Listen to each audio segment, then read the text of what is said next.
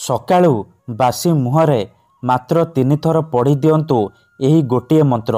Guarantee ଦେଉଛି ସନ୍ଧ୍ୟା ସୁଦ୍ଧା ସେ ନାରୀ ତୁମ ପାଖକୁ ଆସିବ, ଯାହା ଚାହିଁବେ ତାହା କରିବ। ଆଜ୍ଞା ହଁ, ଆଜିର ଏହି ଭିଡ଼ିଓଟିରେ ମୁଁ ଆପଣଙ୍କୁ ଶିଖେଇବି ଦୁନିଆର ସବୁଠାରୁ ମହାଶକ୍ତିଶାଳୀ ନାରୀ ମୋହିନୀ ବଶୀକରଣ ମନ୍ତ୍ର। ଏହି ମନ୍ତ୍ରକୁ ଯଦି ଆପଣ ସକାଳୁ ବାସି ମୁହଁରେ ପଢ଼ିଦେବେ, ଗ୍ୟାରେଣ୍ଟି ଦେଉଛି ସନ୍ଧ୍ୟା ସୁଦ୍ଧା ସେ ଝିଅ ପଟିଯିବ। ବିବାହିତା ନାରୀ ନିଜେ ଫୋନ୍ କରିବ, ଘରକୁ ଡାକିବ, ଯାହା ଚାହିଁବେ ତାହା କରିବ।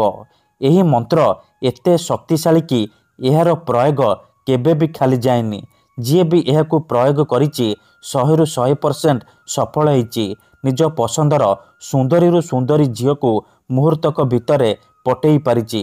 ପଡ଼ିଶା ଘର ସୁନ୍ଦରୀ ଭାଉଜଠାରୁ ନିଜର ମନ ମୁତାବକ କାମ ହାସଲ କରିପାରିଛି।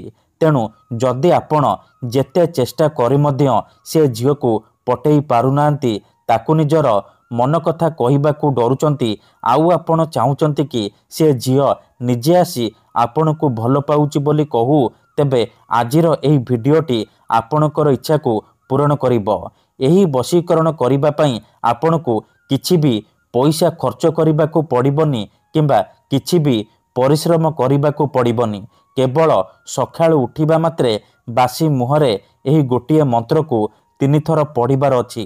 ତାପରେ ଦେଖିବେ ଚମତ୍କାର। ଯେଉଁ ଝିଅ ପଟୁନଥିଲା, ଆପଣଙ୍କୁ ଭାଉ ଦେଉନଥିଲା, ସେ ଝିଅ ନିଜେ ଆସି ଆପଣଙ୍କ ସହିତ କଥା ହେବ, ଆପଣଙ୍କୁ ଭଲ ପାଉଛି ବୋଲି କହିବ। ଯେଉଁ ବିବାହିତା ନାରୀ ବା ପଡ଼ିଶା ଘର ଭାଉଜକୁ ଆପଣ ଦିନରାତି ଭାବୁଛନ୍ତି, ତାର ସୁନ୍ଦରତାକୁ ଦେଖି ତା ଆଡ଼କୁ ଆକର୍ଷିତ ହେଉଛନ୍ତି, ସେ ନାରୀ ନିଜେ ତୁମକୁ ଫୋନ୍ କରିବ, ରୁମ୍କୁ ଡାକିବ, ଯାହା ଚାହିଁବେ ତାହା କରିବ। ନମସ୍କାର ଫ୍ରେଣ୍ଡସ୍, ଓଡ଼ିଆ ଫଣ୍ଡା ଚ୍ୟାନେଲକୁ ଆପଣମାନଙ୍କୁ ସ୍ୱାଗତ। ଆଜିର ଏହି ଭିଡ଼ିଓଟିରେ ମୁଁ ଆପଣଙ୍କୁ ଶିଖେଇବି ନାରୀ ମୋହିନୀ ବଶୀକରଣ ବିଦ୍ୟା, ଝିଅ ପଟେଇବା ପାଇଁ ବଶୀକରଣ ବିଦ୍ୟା, ଯାହାର ପ୍ରୟୋଗରେ ଆପଣ କେଉଁ ବି କୁଆଁରୀ ଝିଅ ବା ବିବାହିତା ନାରୀକୁ ଅତି ସହଜରେ ପଟେଇ ପାରିବେ। ବର୍ଷ ବର୍ଷ ଧରି ଭାଙ୍ଗି ଯାଇଥିବା ପୁରୁଣା ପ୍ରେମକୁ ଫେରାଇ ଆଣିପାରିବେ। ଶାଶୁ, ନଣନ୍ଦ, ଦିଅର, ଭାଉଜ କାହାକୁ ବି ନିଜ ବଶରେ କରି ତାଠାରୁ ନିଜର ମନ ମୁତାବକ କାମ ହାସଲ କରିପାରିବେ। ଏହି ବଶୀକରଣ କରିବା ସବୁଠାରୁ ସହଜ।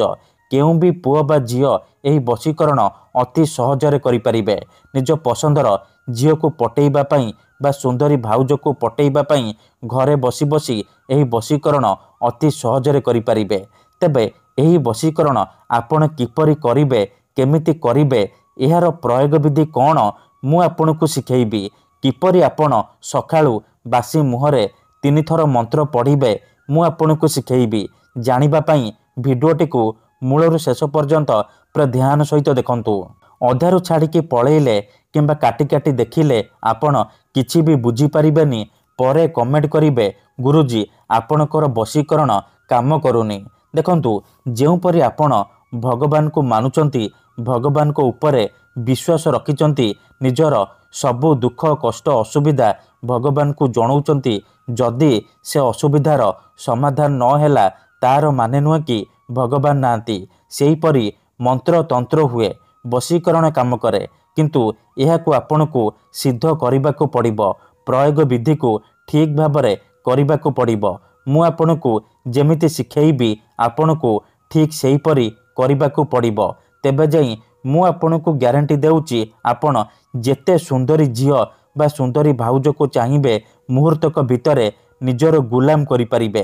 ସିଏ ଆପଣଙ୍କର ସବୁ କଥା ମାନିବ, ଯାହା ଚାହିଁବେ ତାହା କରିବ, କୌଣସି ପ୍ରକାର ବାଧା ଦେବ ନାହିଁ।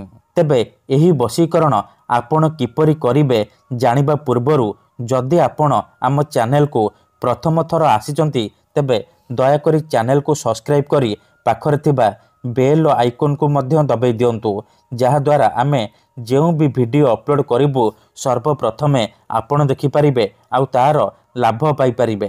ତେବେ ଚାଲନ୍ତୁ ଜାଣିବା ଏହି ବଶୀକରଣ ଆପଣ କିପରି କରିବେ, କିପରି ଆପଣ ଘରେ ବସି ବସି ଝିଅ ପଟେଇ ପାରିବେ।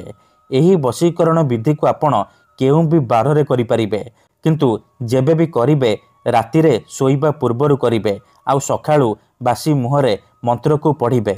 ध्यान सहित शुणु जेतेबेले आपण रातिरे शोइबा पई जिबे गोटे ग्लास रे चीनी पानी आनिबे तापरे से चीनी पानीर ग्लास को हाथ में धरिबे आउ 7 थर से झीवर नाम कही आपण से चीनी पानीर ग्लास रे फुंकीदेबे तापरे से चीनी पानीर ग्लास को निजर शोइबा खट तले रखिकी शोई पड़िबे। जदि आपण खटरे शोउनांती तले शोउचंती तेबे आपण से चीनी पानीर ग्लास को निजर मुंड पाखरे रखिकी शोई पड़िबे।